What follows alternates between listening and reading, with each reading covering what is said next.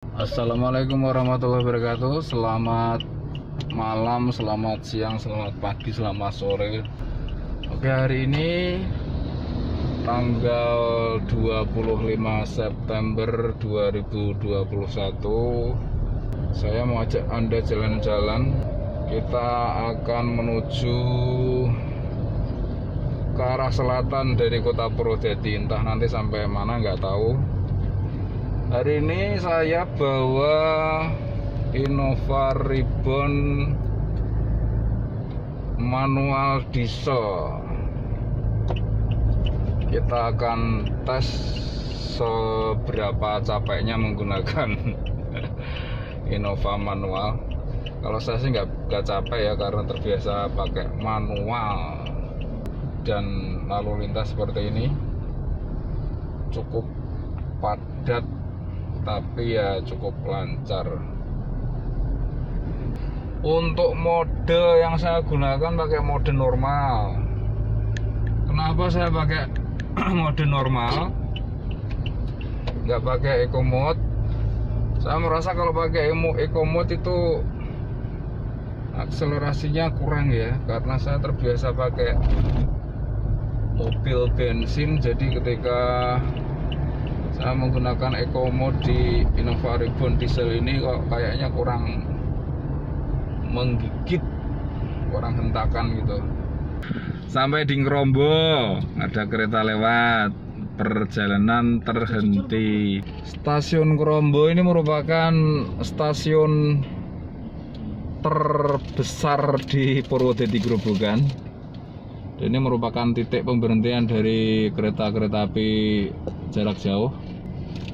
Jadi kalau Anda mau ke Jakarta, mau ke Surabaya, naiknya dari stasiun Ngrombo ini. Itu ada kereta lagi yang dari arah barat, tadi dari arah timur. Rencana hari ini kita mau perjalanan dari Purwodadi ke daerah Kabupaten Karanganyar.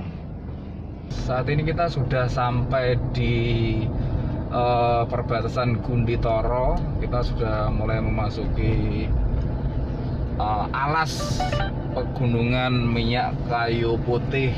Yang mau beli madu asli di mulai sepanjang jalan ini ya, sepanjang jalan Toro Gundi ini banyak sekali yang menjual madu asli.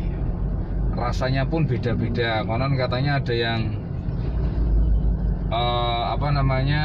lebahnya itu dikasih gula, dikasih makanan.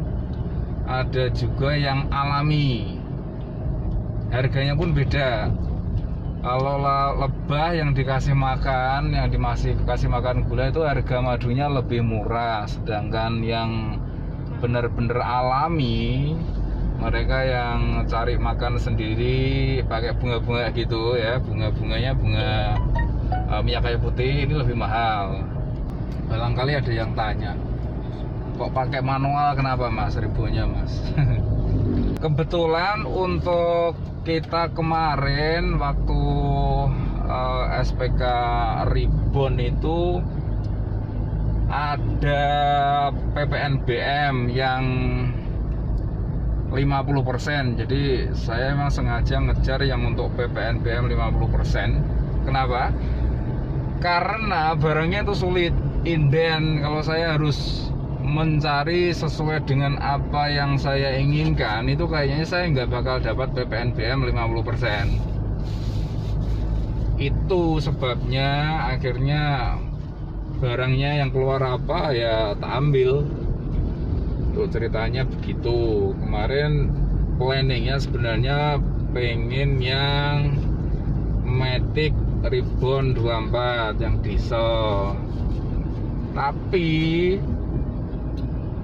sebelumnya itu udah ada yang inden selama 3 bulanan, bahkan ada yang lebih itu nggak dapat barang. Ya udah, daripada kelamaan nanti malahan nggak dapat potongan sama sekali, atau potongannya nggak 50% untuk PPNBM-nya. Akhirnya saya ambil, kebetulan selang 1 minggu setelah saya SPK itu dikasih kabar kalau keluarnya ribbon yang manual diesel. Warnanya pun juga ngikut akhirnya dapat warna putih. Kelangkaan Toyota Ribbon ini bukan hanya terjadi di wilayah Semarang dan sekitarnya saja, tapi sepertinya se-Indonesia. Kabarnya ada yang mengatakan karena pekerjanya hanya masuk sebagian sehingga produksinya terganggu atau tidak mampu menyuplai permintaan. Ada juga yang mengatakan kabarnya itu dari panel-panelnya itu tidak ready stock, seperti panel speedometer dan panel elektrikal yang lainnya. Makanya produksi dari Toyotanya sendiri sempat terganggu, nggak bisa memenuhi permintaan dari customer. Itu cerita yang saya dapat sih ya. Ini saya dapatnya kemarin bulan Agustus. Oh iya, saya pakainya versi G ya. Versi G, versi yang paling rendah. Cuma saya kemarin luxury. Ribbon 24 sendiri kalau bicara soal tenaga, tenaganya tenaganya luar biasa ya. Jadi begitu kemarin saya dapat ribbon ini, langsung saya bawa lari ke Dieng. Tenaganya ngacir banget, ibaratnya itu tenaganya turah-turah. Oh iya, bicara tentang konsumsi BBM kemarin sempat melakukan perjalanan dari Purwodadi ke Tegal. Aku berangkatnya lewat tol. Untuk konsumsi BBM-nya sendiri melalui jalur tol, kecepatan kurang dari 100, dipanteng sekitar 90, 100 itu. Untuk efisiensi BBM-nya bisa 1 liter berapa ya kemarin, nyobanya sebentar sih, 1 liter 16-an. Lu mungkin bisa ngirit lagi. Kalau untuk perjalanan normal lewat tol lebih dari 100, konsumsinya ya sekitar 14 mungkin ya, 114 itu. Untuk kestabilan Innova Ribbon sendiri lumayan stabil, cukup stabil. 140, 160 masih anteng, nggak goyang sama sekali. Dengan kondisi jalan ton yang biasanya terasa biasa bergelombang, tapi dengan kecepatan 140, 160 itu masih nyaman untuk dikendarai, mobilnya nggak terbang-terbang. Kalau bicara tentang akselerasi, katanya mereka yang sudah menggunakan antara ribbon manual sama matic, akselerasinya sih hentakannya sih katanya lebih menghentak yang manual. Nah, kita memasuki hutan, ini Gundi namanya, hutan Gundi, KPH Gundi. Jalan arah memasuki wilayah Waduk Kedung Ombo. Hutannya di sini hutan jati, saudara-saudara. Di Kabupaten Grobogan rata-rata hutannya masih hutan jati. Kalau ada selingan paling mauni. Kanan objek wisata Kedung Ombo. Tapi kita nggak mau ikut ke sana. Kita mau cari jalan lain. Itu ya. Bicara lagi tentang ribbon manual yang saya pakai, ribbon manual G. Nah, menurut saya tentang kekedapan mesin ya, nah yang namanya mesin bensin sama diesel kan pasti lain. Kalau Anda sudah terbiasa menggunakan bensin, kemudian beralih menggunakan diesel, ya memang ada perbedaan. Suaranya dari dengung mesinnya sendiri pun juga pasti berbeda dengan bensin yang tentunya lebih halus, tidak berdengung. Makanya soal kenyamanan ketika menggunakan manual di kecepatan tertentu begitu, di kecepatan tertentu misalnya di bawah 40, saya lebih suka menggunakan gigi 3. Kenapa? Kalau 40 masuk di gigi 4 itu getaran mesin dieselnya, dengungnya itu kerasa sekali. Nah, kalau udah mulai gelinding gitu ya, 50 lah, itu masuk ke gigi 4 nyaman, udah nyaman. Tapi kalau kecepatannya masih di bawah 40 pakai gigi itu rasanya nggak enak, itu menurut saya. Terus yang Matic juga ada yang cerita pada RPM sekitar 1000 itu suara dengungnya juga dirasakan. Nah, enaknya kalau pakai manual ini bisa ngatur dari giginya. Ketika di telinga nggak nyaman, oper aja gigi yang sekiranya menimbulkan suara yang nyaman. Menurut saya sih gitu aja sih ya. Kalau soal kekedapan kabin ya ini seperti ini suaranya. Oke, kita lanjut lagi perjalanan kita.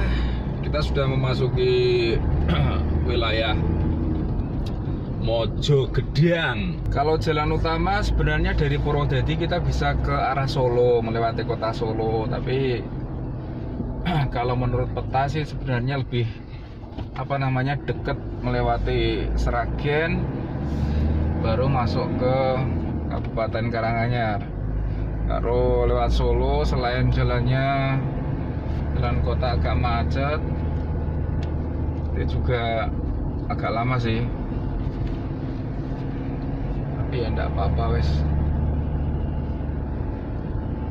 Yang penting dinikmati aja perjalanannya.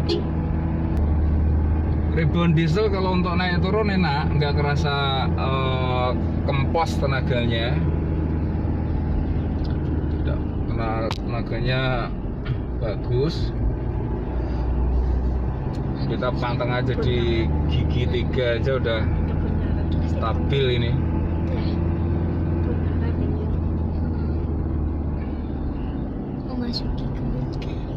Nah, ini yang saya bilang bahwa sebenarnya tidak terlalu capek karena tenaganya besar, jadi kita nggak perlu sering oper gigi. Nah, turun berkilo-kilo, kasih gigi 3 aja udah enak.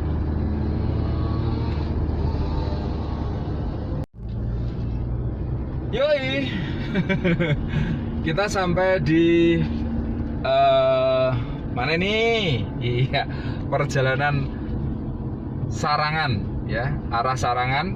Tapi kita akan memasuki tempat wisata yang sebenarnya nggak baru-baru amat, tapi lebih baru dibandingkan dengan Telaga Sarangan. Pengunjungnya cukup banyak di akhir pekan, meskipun sudah sore, tapi masih banyak pengunjung yang tetap setia di sini. Ya, kita lanjutkan lagi perjalanan menuju ke Dino Park. Dino Park atau apa ya? Oke, ini perjalanan kita lanjutkan dan menurun. Tadi sudah di ketinggian 1800 meter di atas permukaan laut. Sekarang kita menuju ke jalan menurun. Nah, ini yang saya bilang tadi, di sini biasanya banyak mobil yang mengalami macet karena overhead, terutama mobil-mobil yang cc-nya kecil ya. Nah, ini jalannya kalau arah Sarangan memang seperti ini. Hari-hari biasa rame di pinggir jalan ya kayak gini. Kalau jalan utamanya sih nggak rame. Nah, nih yang suntuk di rumah, nggak ada pohon-pohon, mungkin kalau bepergian ke pegunungan seperti ini ya hatinya senang lah. Apalagi kalau pas ada kabut turun tuh rasanya itu seru gitu. Jalan nggak kelihatan, tapi ini tadi kabutnya udah hilang. Tadi di 1800 meter kabutnya ada, cukup tebal tadi. Kalau masuk wilayah sini emang terasa sepi. Saya belum pernah malam hari melewati daerah ini, dan kayaknya jangan ya. Kayaknya sepi gitu loh, siang aja sepi daerah sini. Apalagi kalau malam gitu. Kalau malam pasti horor ini suasananya. Terlebih nggak ada lampu jalan di daerah sini. Tapi jalanannya sejak dulu sampai sekarang selalu berkualitas. Tujuan Anda berada di sebelah kiri. Ini loh. Mana? Yes, masih buka ini loh. Ini loh kebelabasan. Hah? Itu ya? Betul. Iya. Kita sampai ke Bisa Mojosemi ada guys. jalan. Oke guys, kita udah sampai ini guys. Wah, mantap. Di anunya di bawah? Iya, Pak. Hah? Parkirnya di bawah. Enggak, itu loh. Ada tiketnya enggak? Oh enggak. Masih free. Tiketnya di bawah. Oke. Mbak Mita sudah sampai. Bangun. Sudah sampai. Bangun.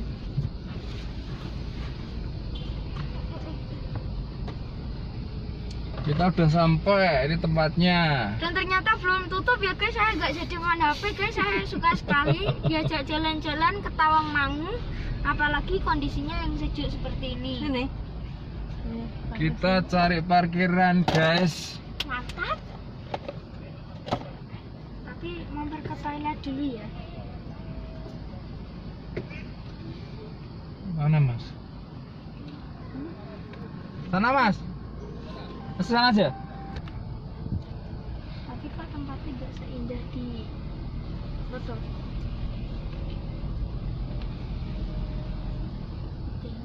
Sana aja parkir mobil. Oke. Loh, guys. Halo guys. Belok guys.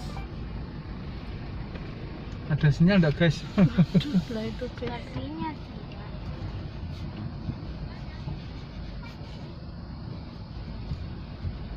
Wah, masuk ke dalam guys.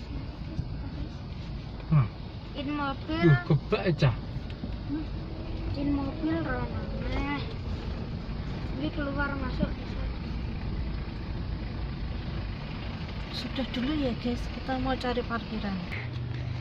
Oke guys, jadi ini kita sudah perjalanan untuk menuju wisata Dinosaurus Park. Tapi emang udah sampai, cuman kita daftar loket dulu baru kita boleh masuk ke dalam sana.